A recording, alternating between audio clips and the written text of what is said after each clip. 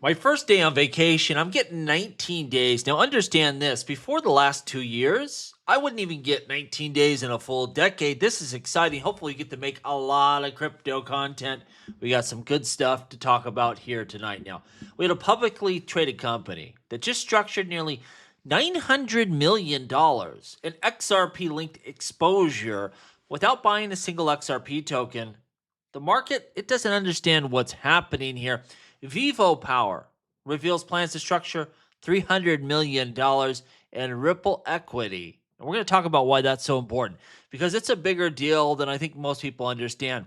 This is financial engineering, not speculation. In this video, we're going to break down how Ripple's equity is being used in indirect XRP exposure and why institutions they may prefer this exact type of XRP holding and why it's big for us, the XRP holder. Why does it matter? Why will it affect the XRP market directly? Because it can have a big difference here.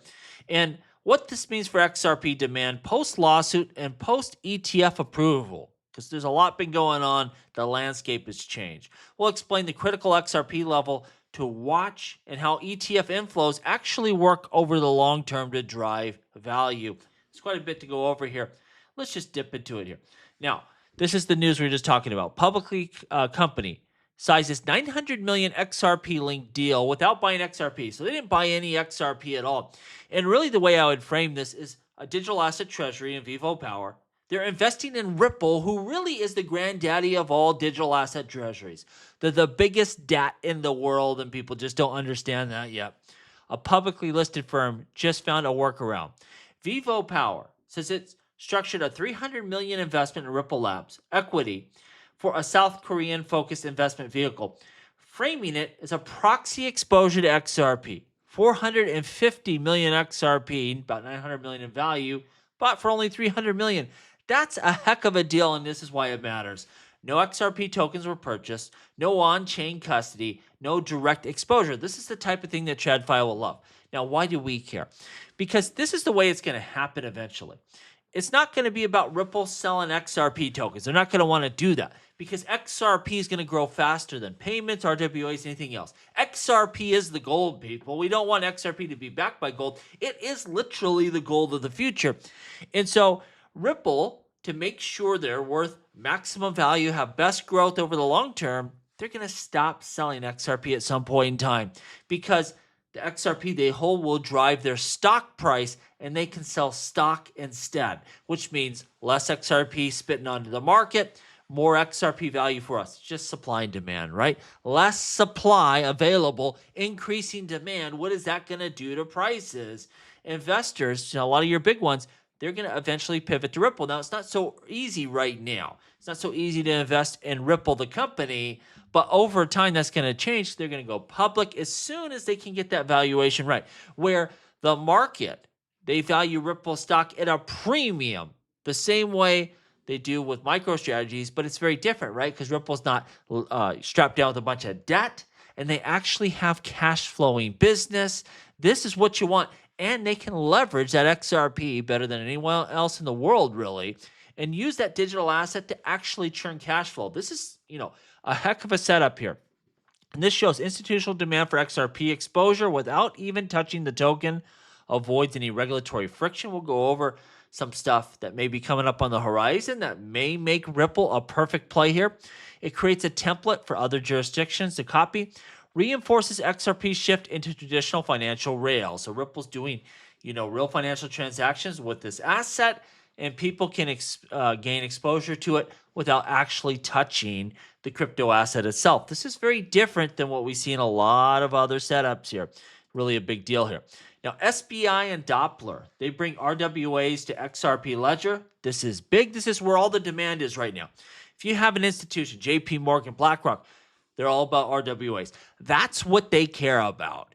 And that's really where the XRP Ledger can excel better than anything else in the world because it is the original RWA chain. Before anyone else thought of doing this, you had this capability baked into the XRP Ledger itself here.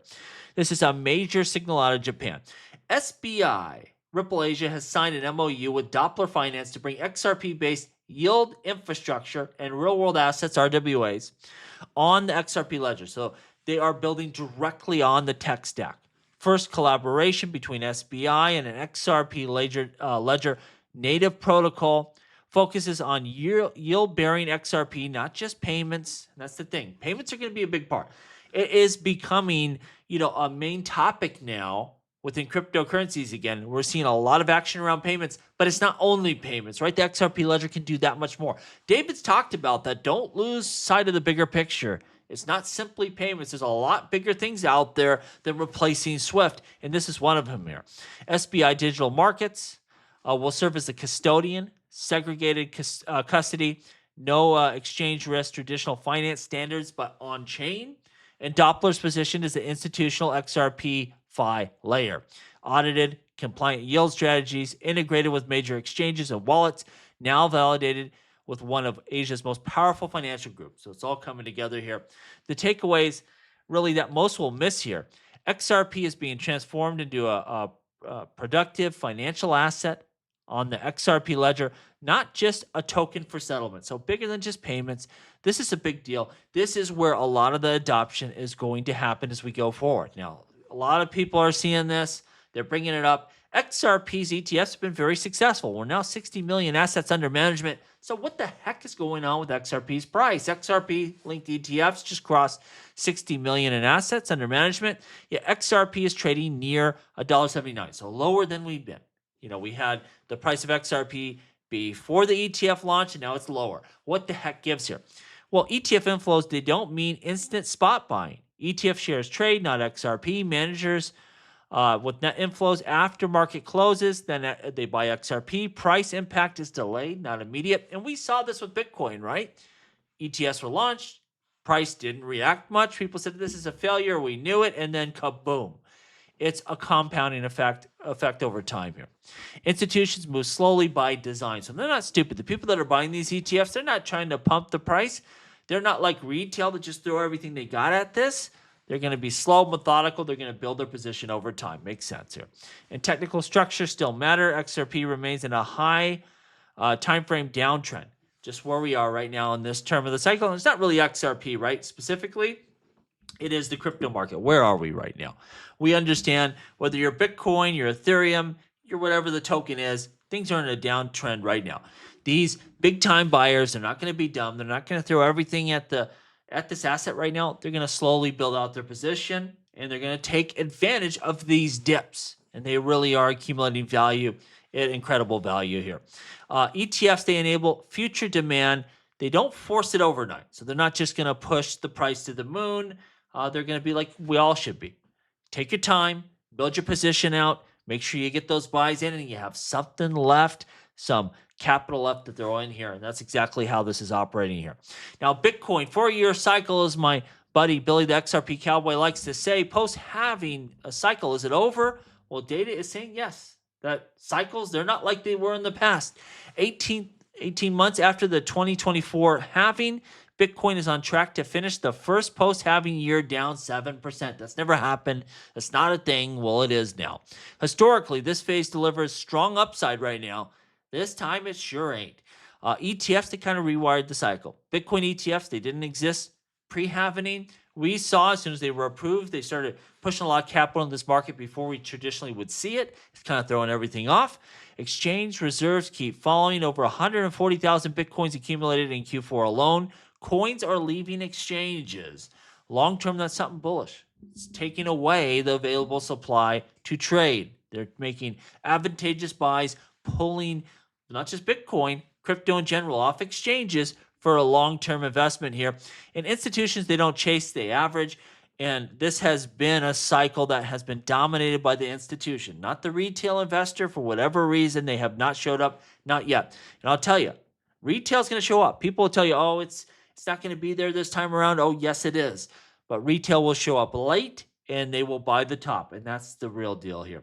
The super cycle thesis is gaining traction. Post cycles were driven by retail mania, and I think that will come back. But it's not here yet, and we'll have to wait for it to arrive because that's what's going to give us that euphoria left, as we have always seen, and it's coming sooner than later. MSCI delisting. So again, this is one of those big, ETF conglomerates here for their index rules. They're trying to say that, you know what, if your company has over 50% of its assets in crypto, they're going to kick you off the exchange. This is going to force exclusion from their indices. And again, this is the second largest index out there. Passive funds will be forced to sell. Companies may be forced to liquidate crypto to remain eligible. So if they're already listed on these indices, they may have to sell or get delisted here. Estimated 10 billion to 15 billion in potential crypto sales tied to this change, if it happens. And we should find out late January. Companies this will affect, of course, Strategy, Riot, Marathon, SharpLink, and also other companies that will go public in the future. Ripple could be one of them, right? This is the thing. This is something that is causing a lot of fear out there, a lot of panic. But what happens if come January they say, oh, no, we're not going to do this? Because they very well may, and they probably will. We're in an environment where it's good to be pro-crypto. That's going to be a bullish catalyst. So let's hope this doesn't happen. Whatever my opinions are about MicroStrategies, it doesn't mean we should make a rule that if you have a lot of crypto, you can't be included in an index. And further, it's not just about them. Others could follow suit. The S&P 500 could say, all right, we're going to delist people, stuff like this. We don't want that. There's no reason to have this. If something's inherently dangerous, that's different. Maybe their business model's off. They don't have proper disclosures. But just because you hold a lot of crypto, that should not get you kicked off of this index. That's not how we deal with companies that hold gold or bonds or other financial assets. And crypto should be no different, and I don't think it will be. Not long term, it's not going to be. There's going to be no problem holding crypto. Investors are going to want companies that hold crypto. So I think in January this gets worked out. And if it does, that's going to be a big catalyst. And let's just hope that it does. Lastly, the Clarity Act. I've said, if it bleeds into 2026, it's going to be difficult, but it's looking like we're making some progress here. Difficult doesn't mean impossible. The Clarity Act is officially set for Senate markup in January, confirmed by David Sachs, the crypto czar, also Tim Scott, and Agricultural Chair John Boozman here.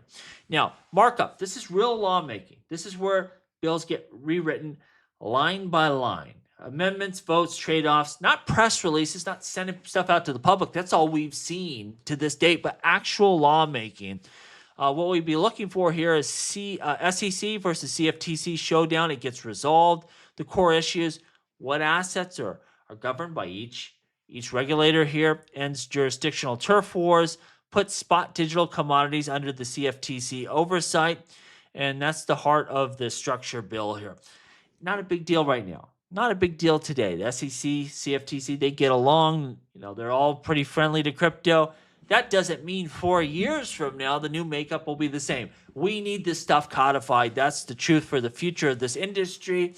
And let's just hope it happens. If it happens in January, that's going to also be a big bullish catalyst here. Senators are likely to change when a token is security versus commodity, custody, disclosure rules for exchanges, regulation timelines, transition periods, limiting state overlap without killing enforcement. There's always going to be some overlap between the CFTC and the SEC because you could wrap anything in a securities contract. That's the reality of the situation here. 2026 matters. If passed, this is going to be the biggest, crypto, catalyst we've ever seen for those blockchains that people actually want to use, that you're going to build to make, the banks and financial institutions of the future. This is about using crypto technology for practical purpose, and that affects altcoins more than anything out there. Stuff like XRP Ledger, of course. A federal crypto market framework, rule-based supervision instead of lawsuits, a path for institutions to deploy capital at scale. This is really what we need to take things to the next level. It's looking like we may get it. We have a lot of bullish catalysts here on the short horizon, and note this, if it looks like it's going to get done, if it looks like there's problems with the indices gets cleared up, people are going to front run it. You know how that looks. We are waiting on the next leg up. Right now, it's not looking good out there, but I think we'll get there. Let me know what you think down below. As always, please like, please subscribe. The revolution will be televised right here on Jungle Link.